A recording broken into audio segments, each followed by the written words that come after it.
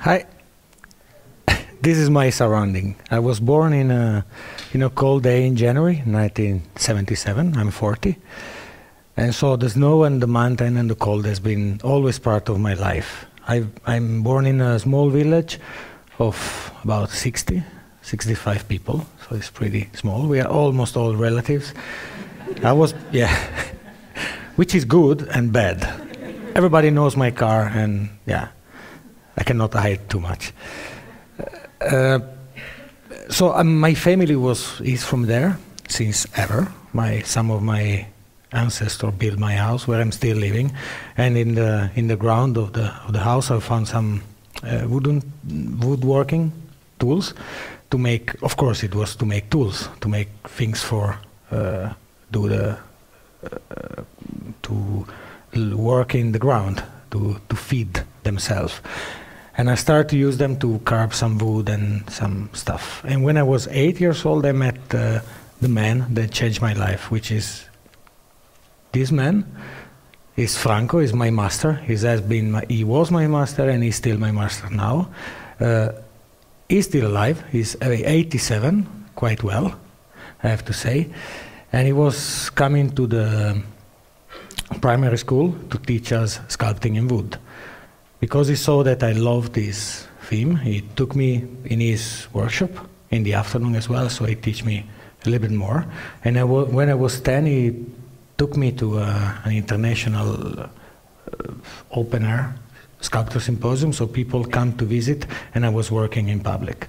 That was pretty scary, because of course you are 10 and you don't know what you're doing. But I learned a lot in that time, and the year later, he took me to Dolomites to do some snow sculpture. And that was the first time I understood that snow could be used without skis, because I live in a ski area, so ski is really usual for us. After that experience, I've been doing many works around the world in different materials: wood, stone, granite, some in Switzerland, some in all over Europe, Japan, China, Australia, really everywhere. But there was a place up in the Swedish Lapland where I really wanted to go, and it was really difficult for me because I keep on sending projects, and up there they get something like 500 projects every year, and they choose 10 projects, so it's pretty hard to get in. But I never give up. I keep on trying and keep on trying.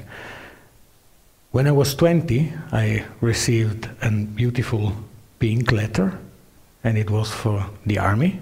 I had to go to the army, of course, and it was Alpine Army.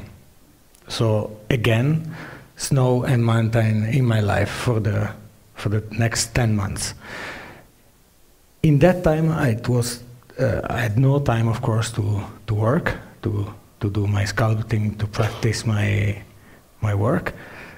But I had a lot of guards to do in the evening, so like to stand like this and guarding nothing. Because nothing happens.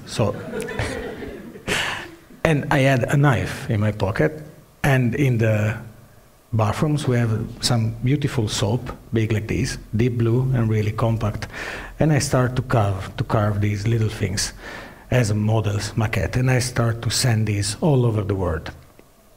And one of these was chosen in Germany, in the Black Forest, so not really far from here. And when I was still in the army, they invited me to represent Italy in that sculptor contest. So I decided to go. I took a week of holiday from the army. I went up there, and I got the first prize. Then I came back. I think it was probably 1 month left to finish the army. And my captain called me and he asked me, what have you been doing in your holiday? And then I say, well, I went home, I did some work, because when you are in the army, you cannot go abroad. So then he took from under his desk a German newspaper with this front page, and this was my work of 20 years ago. with my name. And I didn't know what to say. So he stayed in silence. I was quite afraid to finish my army in the jail. But then he smiled to me and he says, well, because you represent Italy, you won the prize, then you can have an extra week of holiday. So this was a good ending for the story. When I went back home, I started to work a lot in sculpting and sending a lot of projects abroad. And I've been doing some works around the world. That one with these paper boats, they are in Bondi Beach, Australia. They are next to Sydney. This one is on the Black Sea in Turkey. This is near Bordeaux in France, so it's facing the ocean. So I have really works everywhere, and of course I love to travel.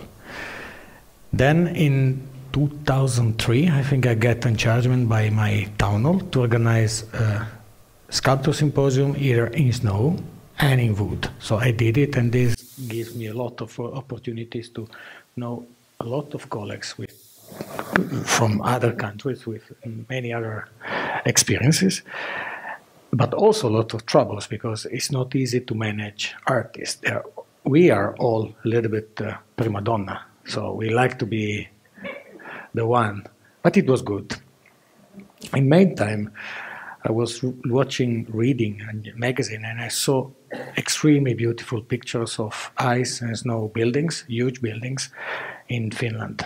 And I searched the name, I contact the organizer, and I say to them that I really would be interested to help them to be involved in this thing. They came back to me, we got in touch a few weeks, and then they come to visit, and they really trust me. So they gave me the opportunity to be the project leader of a huge sculptor park in snow and ice for the Olympic Games in Torino, 2006. And this was a huge work for me, probably the biggest I ever done, because I've been working on this project for 1 full year, and the exhibition was 2 months, from the beginning of the Olympics till the end of the Paralympics. And this was one of the works. Everything was at 2,000 meters high in Sestriere, and I had to make collaboration with huge names. This, for example, I made it together with Sir Norman Foster, and other works with Yoko Ono and really big names. So also this was a great experience to manage with these people that are really well known. But there was still this little village in Sweden that was calling me, and of course, again I tried, and finally I got the most waited and wanted email from them that I have to go up there.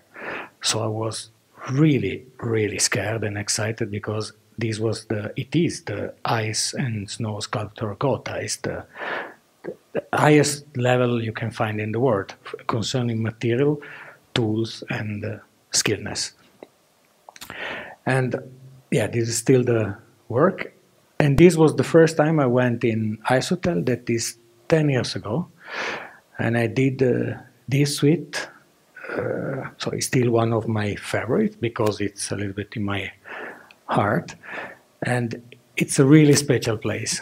I don't know, you probably heard about Ice Hotel. It's a building completely made out of water, snow and ice, which is the only material you can find in that place, because there is nothing else. They make the hotel, and the hotel is going back to the river in May. And yeah, this is the last work I did. We did a suite inspired by tree house, so we did swings, and the swings, of course, they are also in ice. And this last year work, okay, these are the ice blocks, just to have an impression. Every ice block, it weighs approximately 1.7 ton, so 1,700 kilos. They harvest the ice in March. They cut it, and when they cut it, it's coming out because of the pressure of the water. They take it and they store it they have to store them from March to November. So they have a huge freeze house, because in November, all the artists from all over the world that have been accepted, they go up there to build the ice hotel.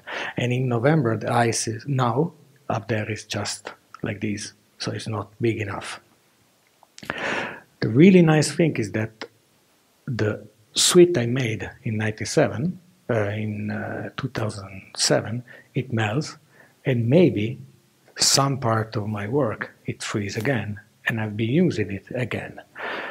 And this is the entrance of the ice hotel. So I would recommend, if you've never been to the Arctic, whatever, but above the Arctic Circle, you have to go, because the northern light you can see there, it's the best free natural show you can see, I think, in the world. And one advice I would say to all you is never give up your dream, because if you keep on trying, they will come.